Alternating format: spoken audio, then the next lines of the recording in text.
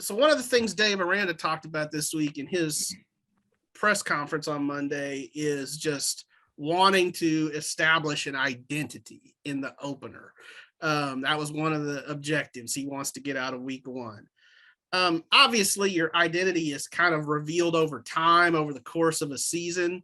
But if you guys were sort of guessing today what the identity of the 2022 Baylor Bears would be, I mean, what would you think that would look like? Oh, I would say defensive oriented team. Yeah, I think that's the strength of the team. And obviously they should be very good up front, both sides of the ball. That defensive line really has tremendous depth, with Apu, Jackson Player, TJ Franklin, Gabe Hall, several other guys. So, that was a big question mark coming into last year. This year, it's the strength of the defense. And, Dylan Doyle, a great leader at linebacker. I think the secondary, even though they had to replace some guys, they've still got a lot of talent there. So I think it's going to be kind of a defensive team. I think they want to establish the run like they did last year and probably become a more accurate passing team with Blake Shapen in there. Yeah, I think particularly early, it's going to be about defense, just because there's, again, so many kind of question marks on offense. So I look for it to be led at least early by the defense. I think the offense wants to be a little more dynamic.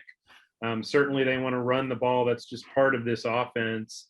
But I think that's why Blake Shapen won the job. He's got a little more dynamic element about him. He can get the ball down the field.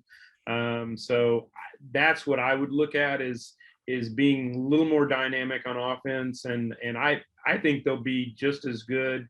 A very physical defense, maybe not the playmakers that they had last year, but I think it'll be a very physical defense.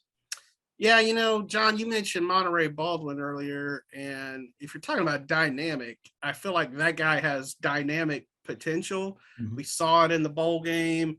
There's a guy in the NFL, Deebo Samuel, who plays for the 49ers, who last year they lined him up as a running back. They lined him up as a receiver. I feel like Monterey has that sort of like multi-dimensional type of capability. He would be a guy, if you're looking to have a dynamic offense, I'd put it in his hands a lot, just because I feel like he could burn, a lot of guys with his speed.